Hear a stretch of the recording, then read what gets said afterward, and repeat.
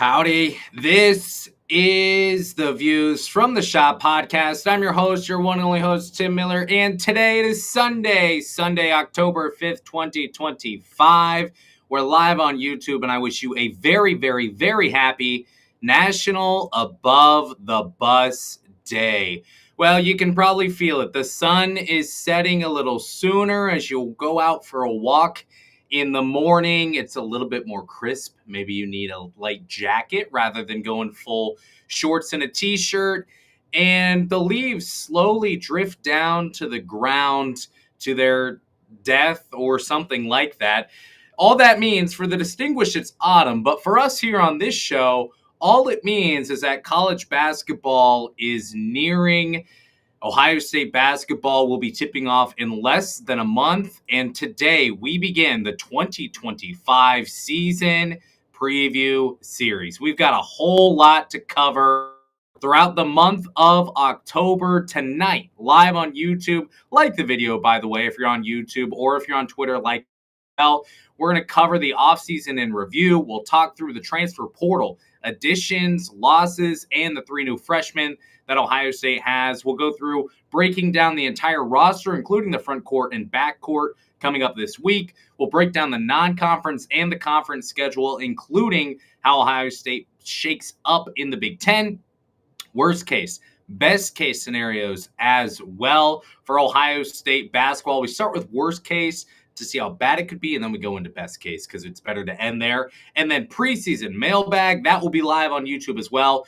And then we'll get to predictions and superlatives before we get into an IU Indy preview as well. So thanks again for being here. So we got a bunch of new followers on Twitter yesterday here on Views from the Shop podcast. Went to Ohio State's open practice, posted a bunch of content from that. So if you're new here, I'm going to give you a quick rundown on what this podcast is all about, and then we'll get into the show.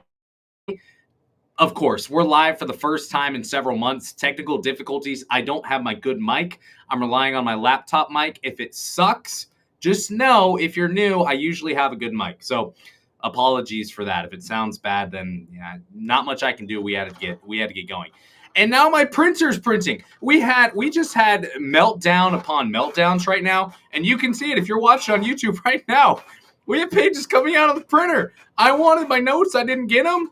Now I guess we get them as we start the show. So when that nut job back there is done, I'll go grab my papers, and at least I won't have to look at a screen. I can look at real live papers for my notes. Are we done? All right. I guess we're done. Sorry. I mean, does it get more unprofessional than that? Honestly, that's bad. That's really bad, and I apologize. That's not what we're here to do. So I'm going to introduce the show now in case you're new. This is a Views from the Shop podcast. My whole goal here, good Lord, if this thing, if it picks up another job somehow, I'm going to lose it.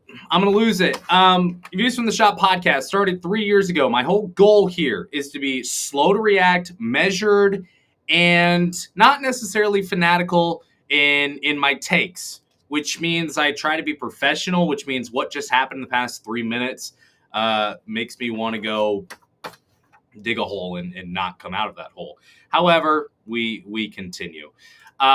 So apologies for that. Anyway, this show is Ohio State basketball only. We only cover Ohio State hoops on the Views from the Shop podcast, and we do it year round. I love listening to podcasts about all of my favorite teams. I couldn't find one where we're covering Ohio State basketball only. There's some great podcasts out there covering Ohio State athletics. A lot of them cover the football team mostly, and sometimes basketball, sometimes no basketball whatsoever. And I wanted to show that just committed time to my team.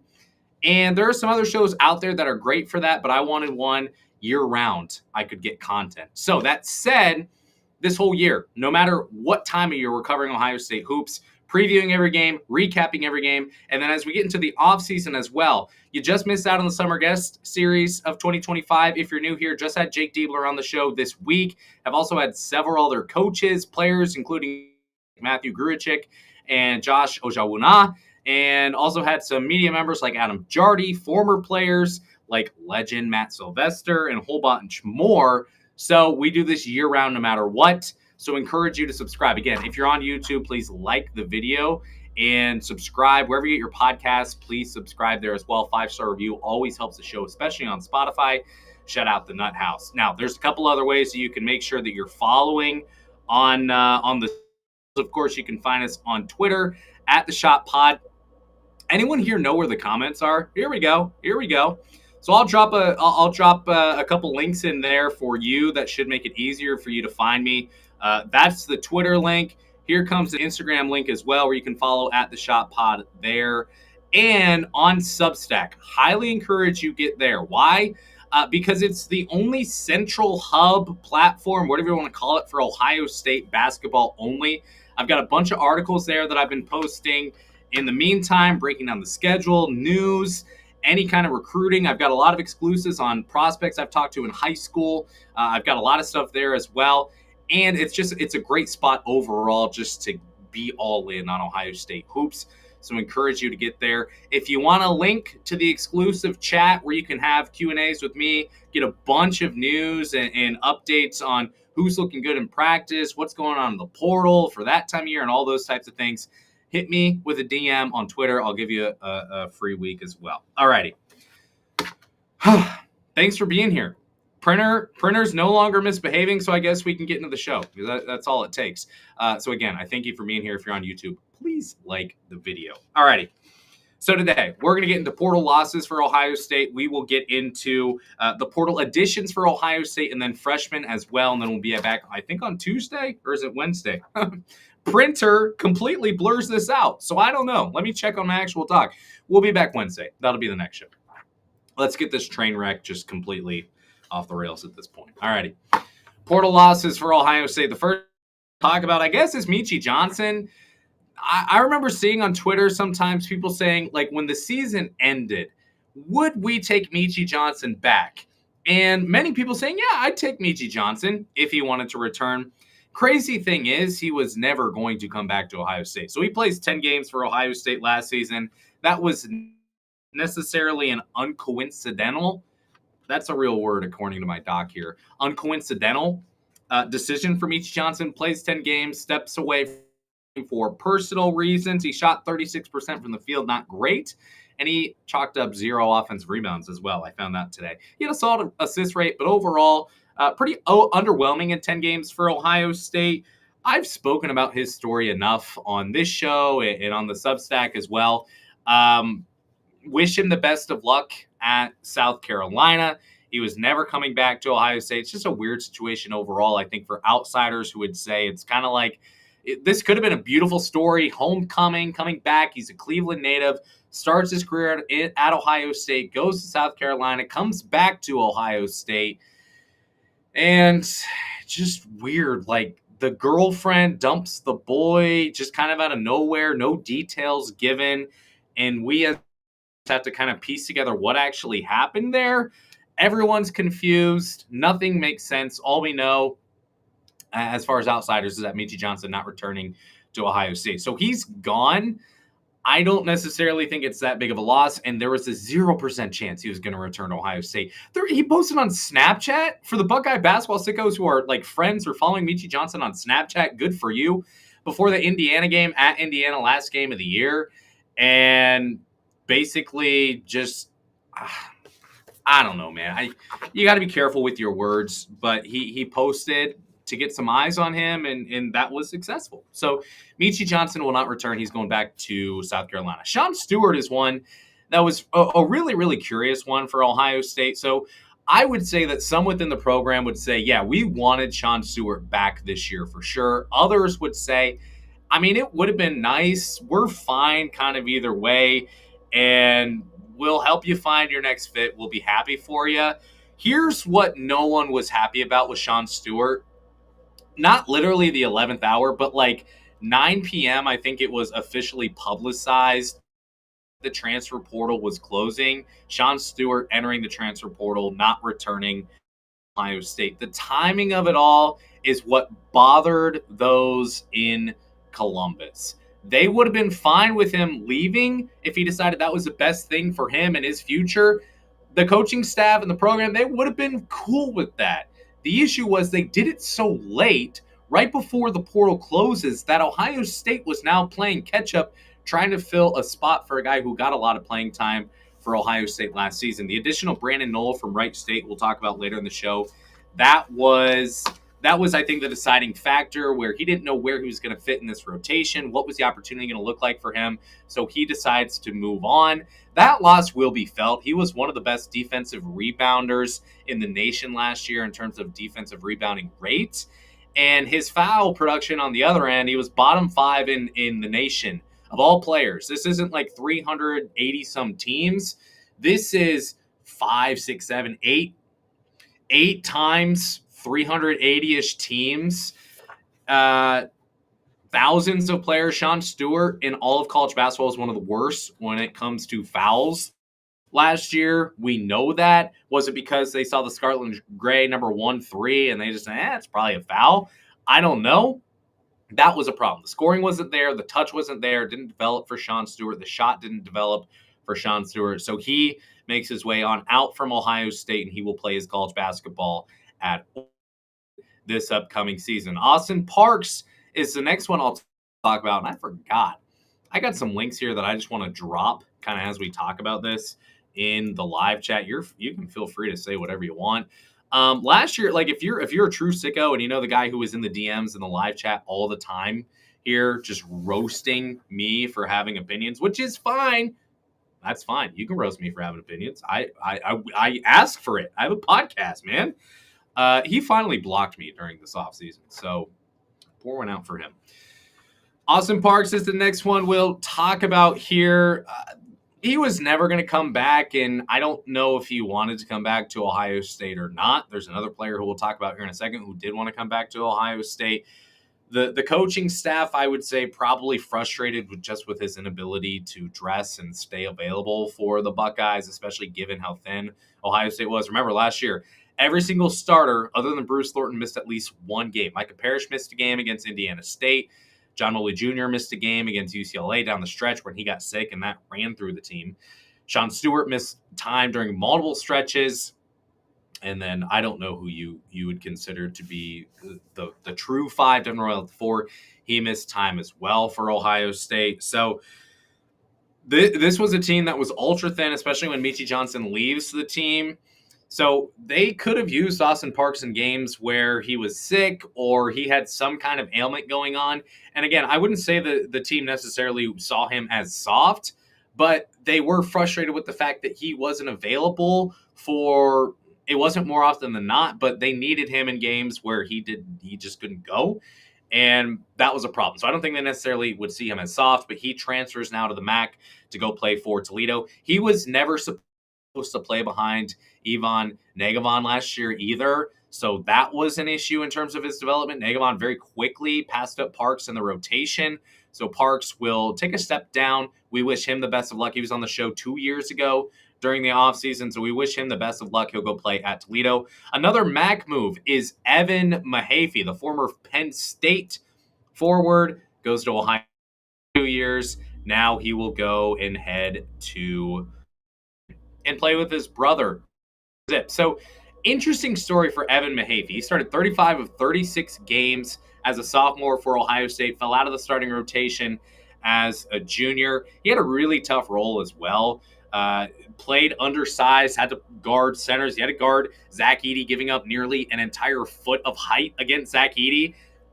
And it worked out. Ohio State beat Zach Edey at home in Jake Dealer's first game as head coach or interim head coach for Ohio State. So he was a janitor of the team. Exclusively dirty work. No praise, no time in the spotlight, no recognition, just doing the janiting. Mopping up, cleaning out the toilets, getting his hands dirty, and probably ended the game real sore. He did the job. Offensively, I mean, someone right when the season ended who said this guy's just lost offensively. He has no touch. He has no feel for what we want to do. There was a game late for Evan Mahaffey where he had a wide open layup and just passed the ball. And it was very clear that the frustration there on the offensive side warranted for him.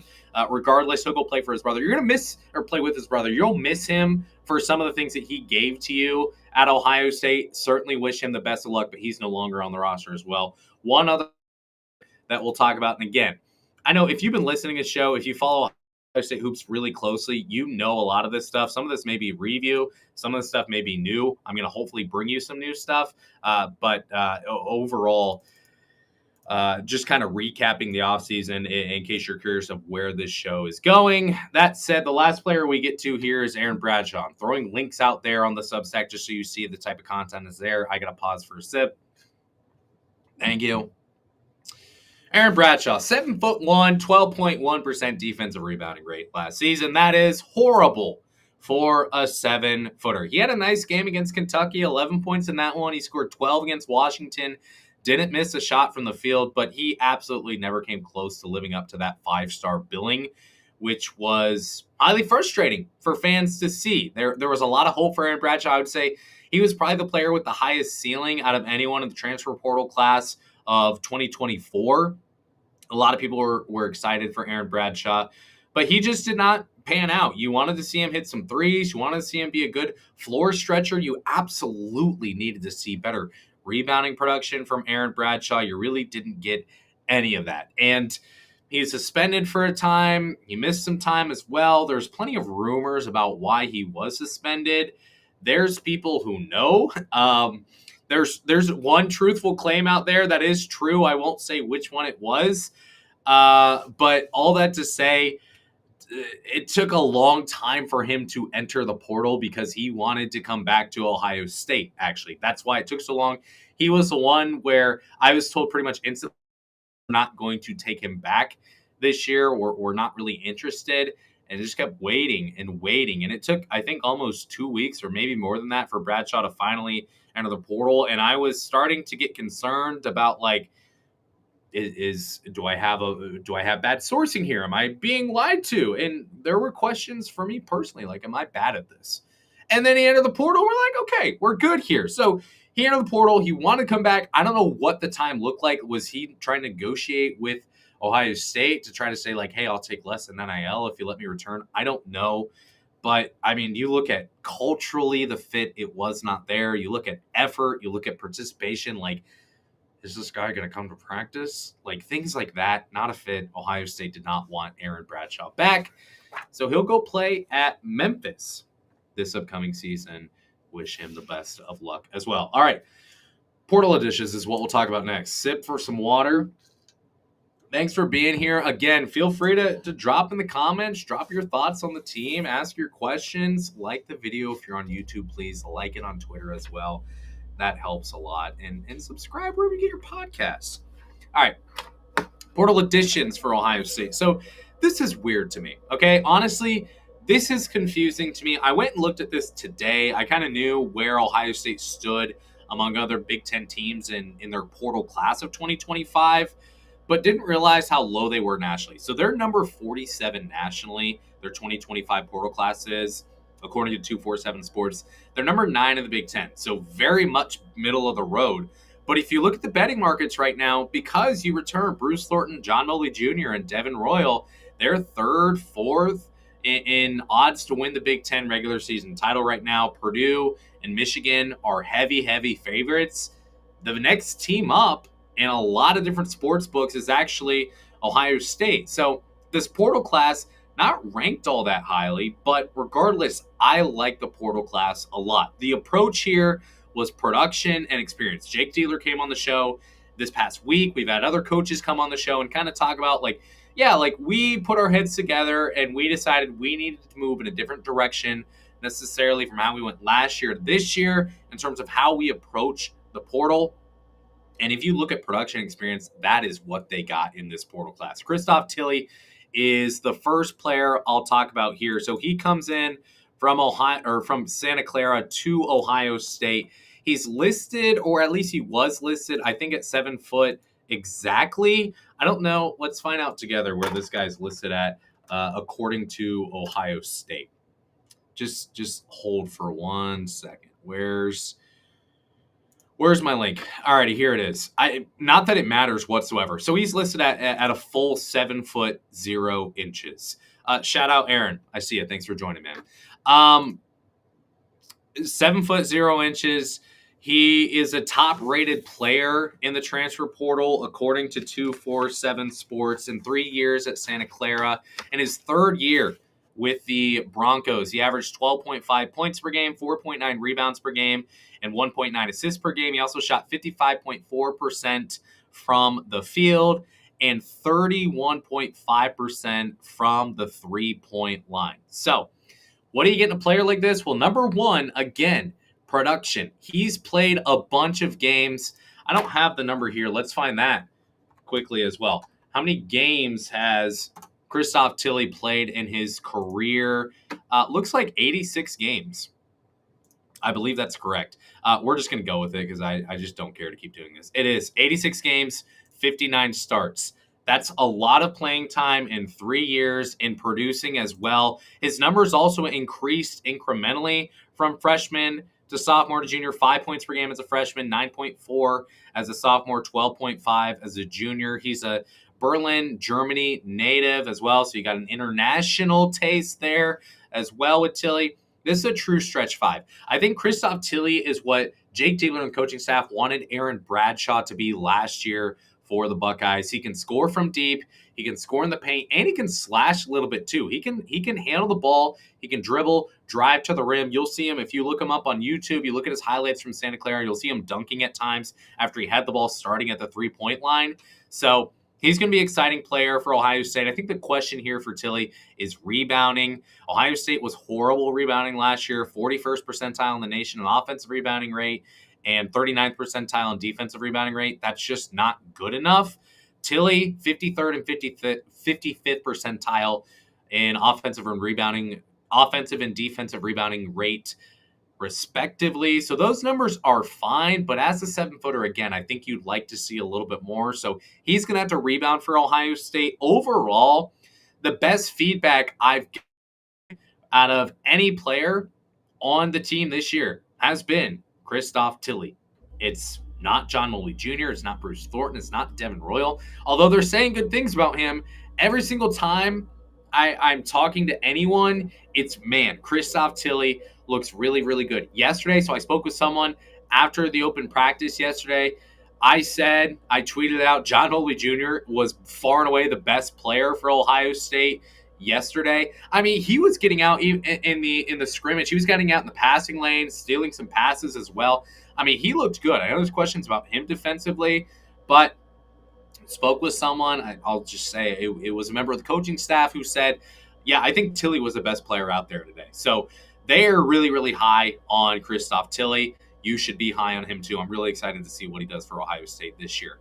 Brandon Knowles, the next player that I will talk about here. I'll drop a link on the story on him committing to Ohio State when he did. This is, I believe, a Chillicothe native. So I think that's a 740, about an hour outside of Columbus. He's an Ohio kid. He played 3 years at Wright State. Why I'm excited about him, first of all, 90 starts in 3 years at Wright State. That's an insane number. He came into Wright State in Fairborn, Ohio, and pretty much instantly contributed for the Raiders. The plan is for him to start at power forward this year for Ohio State. Last year, he averaged 19 points per game, 7.9 rebounds per game. So nearly 19 and 8, nearly 20 and 8 if you add an extra point per game as well. While he shot 55% from the field, 36% from the three-point line as well. And he's 6'8", so taller. So you're going to get a little bit more size there. Obviously, with the replacement of Stewart ended up starting at the 5 last year. You're going to get more size there now. With Tilley starting at the 5, you get more size at the 4 as well, with Brandon Knowles starting at the 4 and Devin Royal sliding to the 3. Knowles is a great spot-up shooter. He's got the height. He can work the pick and pop as well. I really liked what I saw in terms of just overall film. Not that I'm a film junkie, but he looked good in the I think. I think the biggest question here, can he stay? Can he continue to be productive while still dealing with the speed, the strength, the overall game speed of going from the Horizon League to the Big Ten? I think that's the biggest question for Brandon Knoll. That's the biggest question they have internally as well. Will the athleticism translate? We didn't get a chance to see him Yesterday in the open practice, he had a practice jersey on but didn't participate. Devin Royal, the other one who didn't participate, he was not dressed. And then, of course, Josh Ojanwuna, who we'll talk about here in a second, did not participate either. It'll be a while before he's on the floor. All that said, the question is, can his game translate to the Big Ten after dominating in the Horizon League? Rebounding again, 78th percentile defensive rebounding rate last season. He scored 20 of Wright State's 62 points against Kentucky last year as well. Will he adjust? Will he be ready to go for Big Ten basketball? That's the question for Noel. But again, experience production, that's what you get in Tilly. That's what you get in Noel. All right, Josh Ojanwuna. We'll talk about him next. So he has not practiced yet for Ohio State. He averaged 7 points per game last season at Baylor before a highly serious. I spoke with someone within the program who said, like, we're not taking this knee injury seriously enough. I don't know exactly what the injury was. I think we've been told it's an ACL injury, torn ACL. I don't know what it was, but it's more serious than I think us as a fan base really realized. So he scored 7 points per game, 6 rebounds per game last year before that injury on February 8th against UCF, 77% from the field. Really, really good rebounding numbers as well. He can block shots. He seems like he can get up, nice vertical, really, really long, but he hasn't practiced with Ohio State. I personally am pessimistic about how many games he can play for Ohio State or if he even plays at all. So we'll see with him, but they add him as well. And the last player that we'll talk about, I need a sip. I need a sip. I also need to return a text message real quick. I know this is unprofessional. Sometimes it's nice to be in touch with people within the program. Sometimes it takes you at bad times. That's how it goes. Last player we'll talk about here, Gabe Cupps, man. We got to talk about Gabe Cupps. Let's all just sit and collectively sigh and talk about Gabe Cupps, okay? Not the player, but just the situation and the stuff that was going on Twitter this week, okay? So he was the first move of the offseason, first of all. And I think that underwhelmed a lot of fans and already got people kind of not that optimistic about Gabe Cupps. I believe that they added him before even Evan Mahaffey decided to enter the portal. Fans not all that happy. They see his production at IU. They see he's coming off a meniscus. You couple that with missing the NCAA tournament, some fans wanting Ohio State to play in the Crown, fizzling out to close the year. That makes fans unhappy. So let's talk about him as a player first. He had surgery in December for that torn meniscus, like I said. He only played 4 games, missed the remainder of the year due to that injury, 6 minutes per game. He didn't score a single point in those 4 games. As a freshman, though, he played in all 33 games for Indiana. He averaged 21.7 minutes per game. And other than shooting 36% from deep, not all that exciting, I guess I would say, for Gabe Cupps in terms of counting stats. The team really likes him. So he organized workouts from the moment he got onto campus with Ohio State.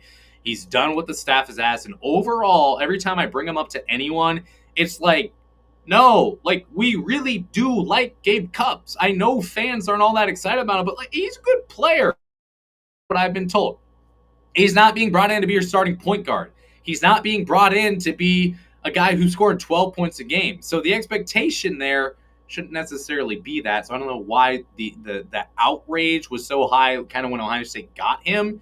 And then comes last week. So we've got Twitter accounts posting some of Gabe Cupps' TikToks on Media Day where he's dancing with Matthew Grujitic and John Malou Jr. as well. Let's just talk about it, okay? Like, I'm not the guy to be the clickbait guy. I'm not the guy to go all in on talking about something that's off the court. But look, my initial reaction was eye roll, probably similar to yours. And you can okay boomer me here all you want. That's fine. My initial reaction was eye roll. Like, what are we doing, man? Like, why are we posting this? A minor disgust of like, just like, we missed a tournament and you haven't played yet and you don't really have the trust of the fan. Like, we got to know better. Then I start to think a little bit more. My second thought is like, it's going to be really hard to defend. And yet here I am, maybe defending Gabe Cupps. Keep watching. You'll see. And then my third thought was, why do I care? And I couldn't really figure it out. I think I came to the conclusion of I don't really think I care that much. And here's why. There are several Ohio State sports general who don't really care about the basketball program, and that's something that really rubs me the wrong way as a guy who just follows basketball, but it's fine.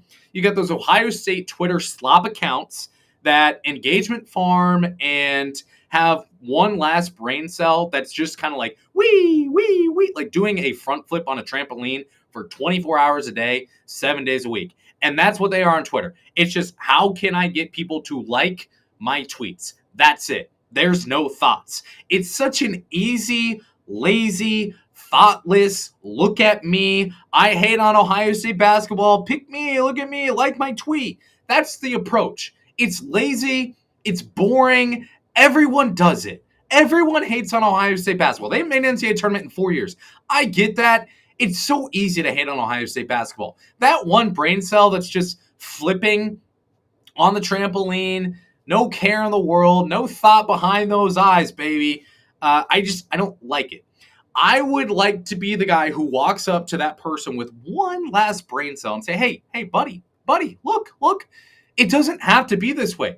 There's other things we can do. We can get off the trampoline. We can go for a walk. And you know what? Sometimes we can think independently. So let's try that. Okay?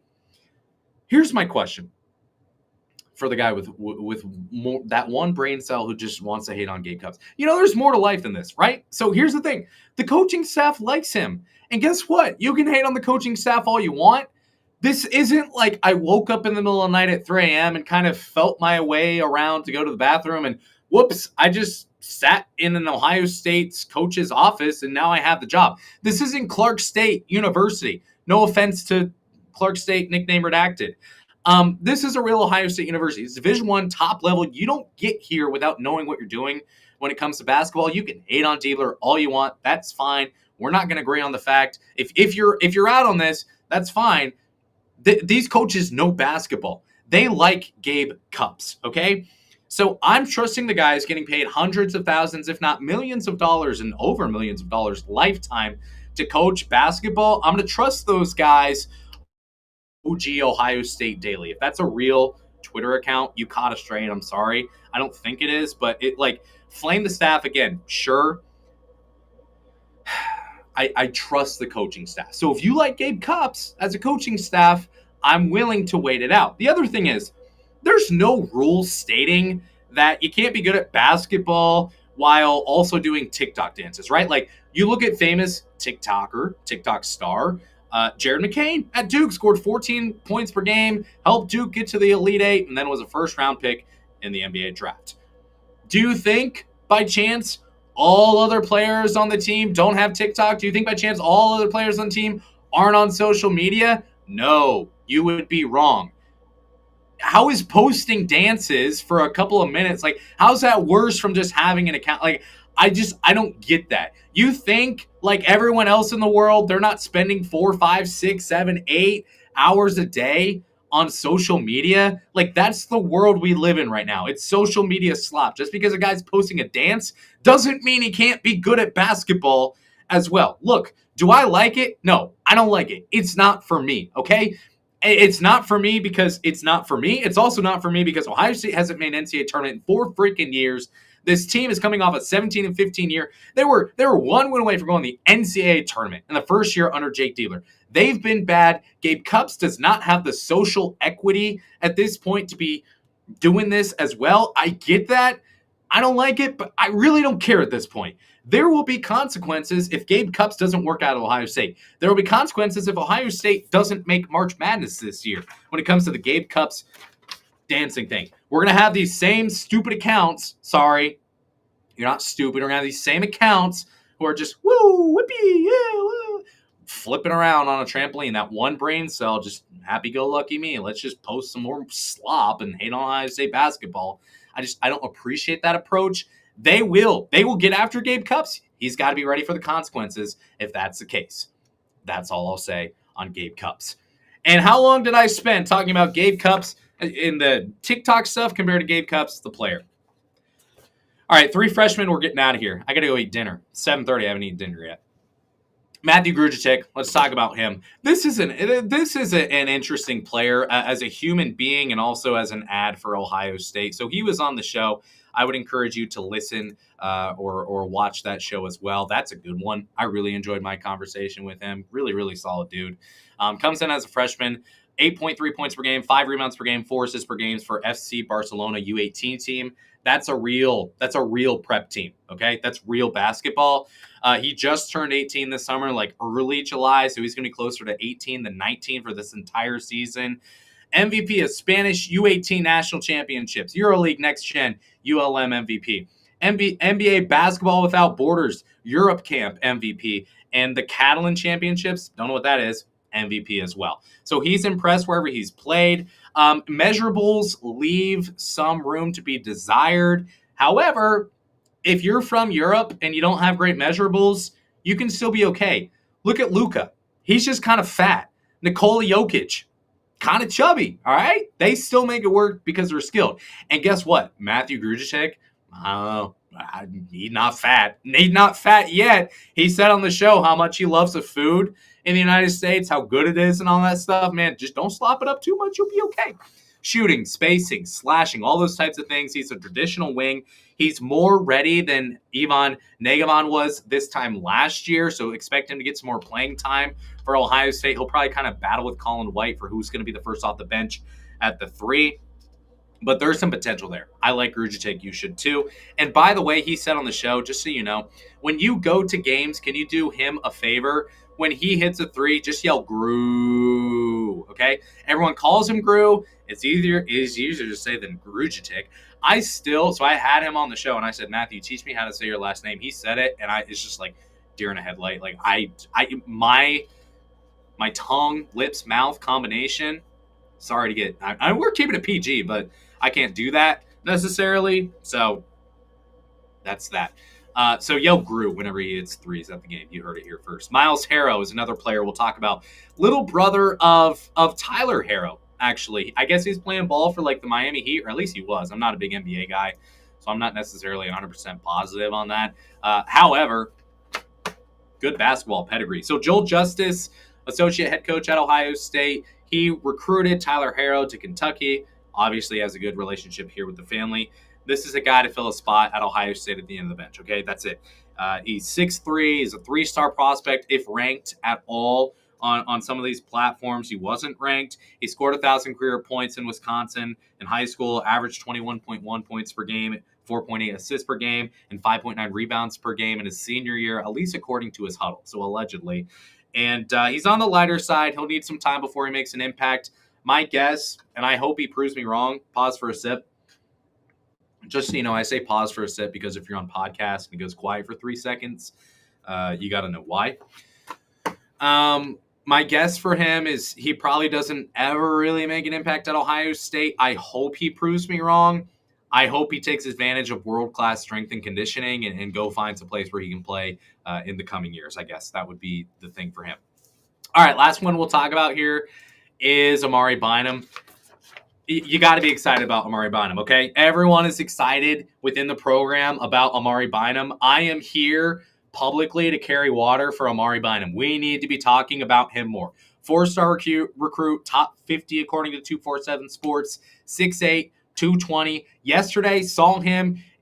Of all the players I saw, and there's some newcomers, obviously, some of the players I've already seen before, looked big. Surprised by his stature, I guess I would say.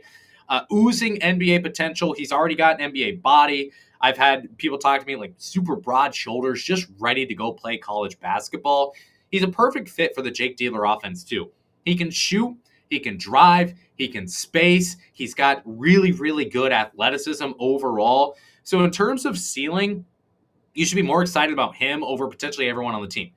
Bruce Thornton, John Woolley Jr., Christoph Tilley. I mean, you might be more excited about him than anyone else. He feels like the E.J. Liddell, the Malachi Branham type of player who maybe it's 1 year, maybe it's 2, maybe it's 3, but you kind of incrementally get better each year. The question for him is how do you get him on the floor this year? Because This team, again, I think is going to be really good. So how do you get him on the floor? That's going to be a pretty serious question that you have for him. If you can get him on the floor, he might be able to go to the NBA draft after this year. If not, it may be 2 years and then he's heading to the NBA. But NBA talent is on this team with John Mobley Jr. and Amari Bynum in particular. It's real. It's real NBA talent. I hear a lot of good things about Amari Bynum. I'm excited for him at Ohio State this upcoming season. All righty.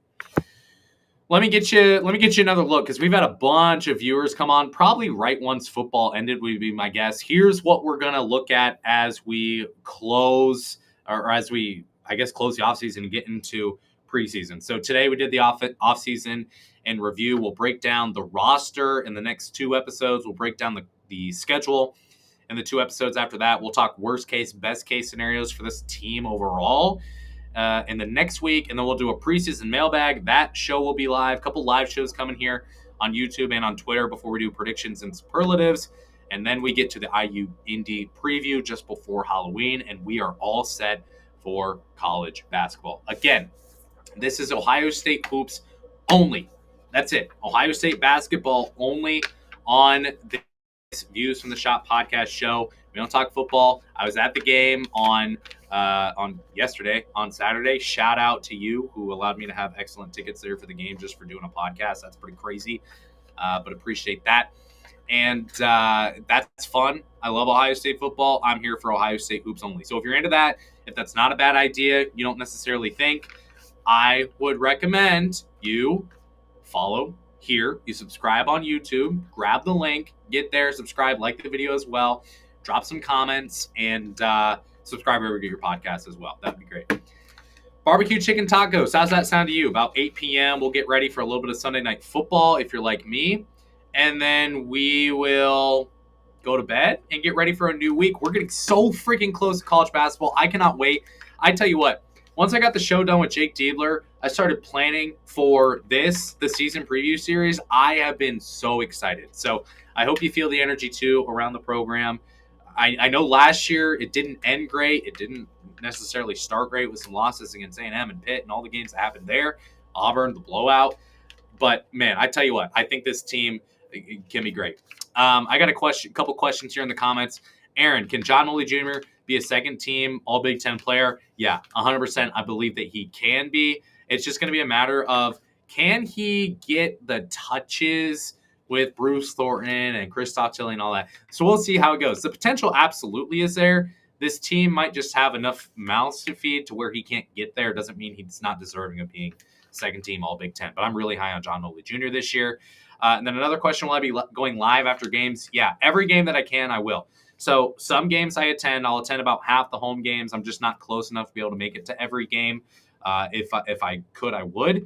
But yeah, I go live after every single game here on YouTube. It's a great way to just kind of decompress from the game, whether win or loss, and get some instant reactions out. And then those shows always go on podcasts as well. So I do go live after every game, and I try to go live before really big games as well. Was Mobley playing on the ball or off the ball at open practice? A lot of off the ball, a lot of catch and shoot, a lot of working off the dribble and off pick and rolls as well, but more so playing off the ball. However, he and Bruce Thornton were on separate teams. He was paired, I think, with Gabe Cupps. I might be wrong, but I think it was paired with Gabe Cupps. So all that said, seems like he's going to play the two fully this year would be my guess, but he can bring the ball to the floor. We'll see. I don't know how much that matters necessarily, but it is what it is. All righty. Last question I'll take here, and then we're getting off of here. How big is your worry for the backup 5 spot? Tune into the worst case scenario show. We'll talk about it. I have concerns for the depth of this team. I will say there's 14 players on this team. One was a walk-on last year. Another is not going to play for a large chunk or potentially the entirety of this season. So, yeah, I have concerns. Will Ivan Negavon have the chance to develop? We'll see. So he's going to have to. He's going to have to play this year. We'll see how that goes. All right, fine. Last question. Are you high on? Pretty high, yeah. And I was told by one person during the offseason he moves like an NBA player. That sounds good to me. All righty. I'm hungry. I gotta go eat. Thanks for being here. I truly appreciate this. I love doing this. I love that fans appreciate this stuff. So it truly it warms my heart, makes me happy, man. I like being here, talking to you guys about Ohio State hoops. So thanks for being here. For the OGs who have been here for years, man, shout out to you guys especially as well. You were here when we had like 52 followers on Twitter when we just got going. So I appreciate that as well. Alrighty. Time for me to shut up before you shut me off. I appreciate you listening to the first episode here today of the season preview series for 2025. Thanks so much again for being here, and go Bucks.